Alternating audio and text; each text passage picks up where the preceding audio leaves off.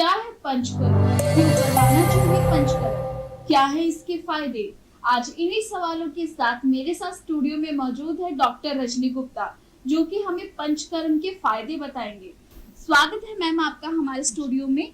जैसे कि पंचकर्म क्या है और इसे क्यों करवाना चाहिए? आयुर्वेदा में जो ट्रीटमेंट्स किए जाते हैं ये दो माध्यम से किए जाते हैं, एक शोधन चिकित्सा, एक शमन चिकित्सा।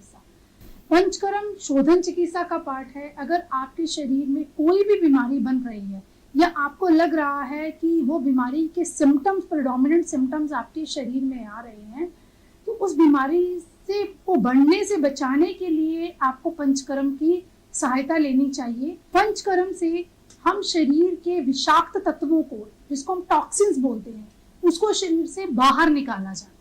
डॉक्टर रजनी, पंचकर्म के क्या लाभ होते हैं? से पंचकर्म के क्या लाभ है? पंचकर्म करवाने से हमारे शरीर में रोग प्रतिरोधक क्षमता को बढ़ाया जाता है।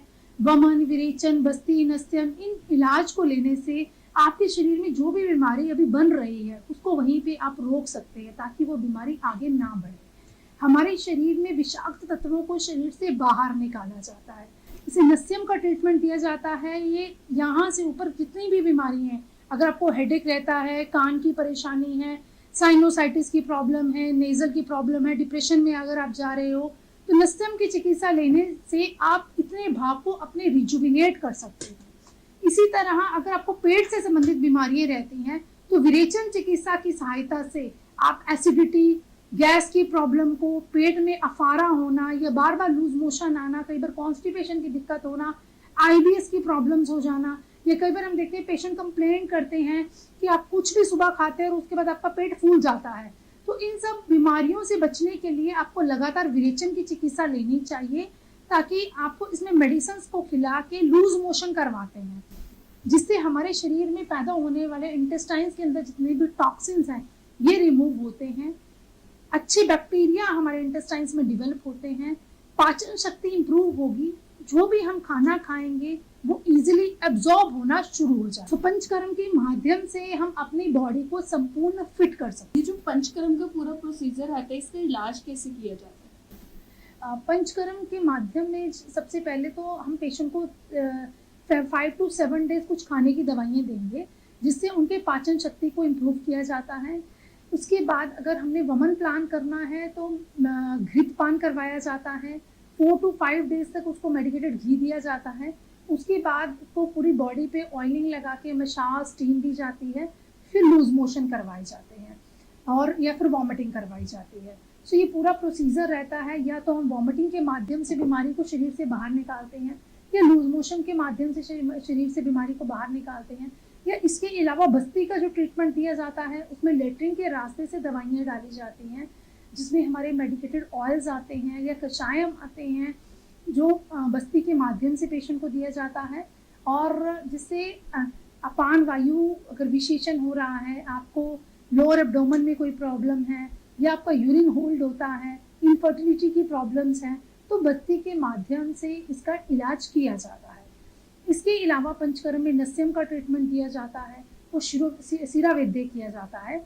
सीरा वैद्य के माध्यम से जितना भी ब्लड हमारा टॉक्सिक ब्लड है, इम्प्योर्ड ब्लड है, उसको निकाल दिया जाता है, जिससे इमीडिएटली पेशेंट का पेन जो है वो रिड्यूस हो जाता है। पंचकर्म में क्या नहीं खाना चाहिए डॉक्टर रजनी? पंचकर्म के दौरान जैसे अगर आपको देखिए अब्डोमेन में पेन रहता है, या कुछ भी अगर आपको इंटेस्टाइन्स की प्रॉब्लम्स रहती है, तो आप खाने में बहुत ही हल्का खाना खाते हैं। हल्का खाना खाएंगे तो ईजिली वो डाइजेस्ट हो जाएगा और आप रिकवर कर जाएगी आपकी बॉडी। इसी से संबंधित जैसे पंचकर्म का अगर आप ट्रीटमेंट लेते हैं तो आपकी सबसे पहले डाइट को कंट्रोल करते हैं हम। इसमें बिल्कुल लाइट डाइट दी जाती है, लिक्विड डाइट पे पेशेंट्स को रखा जाता है, ताकि आपकी खाने की पचाने की शक्ति को इम्प्रूव किया जा सके। उसके बाद धीरे धीरे करके डाइट को इंक्रीज किया जाता है। अगर आपको पंचकर्म के दौरान एकदम से एसी को एक्सपोज करना या ठंडी हवा में एक्सपोज करना, इस चीज़ के लिए हम पेशेंट्स को मना करते हैं, क्योंकि जब हम ट्रीटमेंट्स देते हैं तो ऑयल मसाज करी या स्टीम दी, उससे हमारे शरीर के पोर्स ओपन होते हैं। पोर ओपन होने से आपके बॉडी का सिस्टम जो है वो मेंटेन्ड रहता है। जैसे हमें स्वेटिंग आती है तो शरीर के अंदर के जितने भी टॉक्सिन्स हैं वो शरीर से बाहर निकल जाते हैं। और इमीडिएटली इसके बाद अगर आप एसी का एक्सपोजर करते हो तो एकदम से वो पोर्स आपके ब्लॉक हो जाते हैं और पेशेंट को कई बार कॉम्प्लिकेशंस होती हैं, इसीलिए इसको अवॉइड करना चाहिए। दूसरा, पंचकर्म के दौरान जो आप डाइट ले रहे हैं वो बिल्कुल ही लिक्विड डाइट लेनी है और ज़्यादा एक्सरसाइजेज आपने नहीं करनी है, ज़्यादा लंबा ट्रैवल आपने नहीं करना है, क्योंकि इन सब कारणों से वायु शरीर में बढ़ता है। आपको बहुत ज़्यादा सन को भी एक्सपोजर नहीं करना है। नींद आपकी प्रॉपर होनी चाहिए, 6 to 7 आवर्स की नींद आपको रात में प्रॉपर लेनी है। पंचकर्म के ट्रीटमेंट्स के दौरान आपको दिन में नहीं सोना चाहिए, उसको अवॉइड करना चाहिए, क्योंकि अगर आप दिन में सोते हैं तो ये हमारे शरीर का कफ को बढ़ाता है।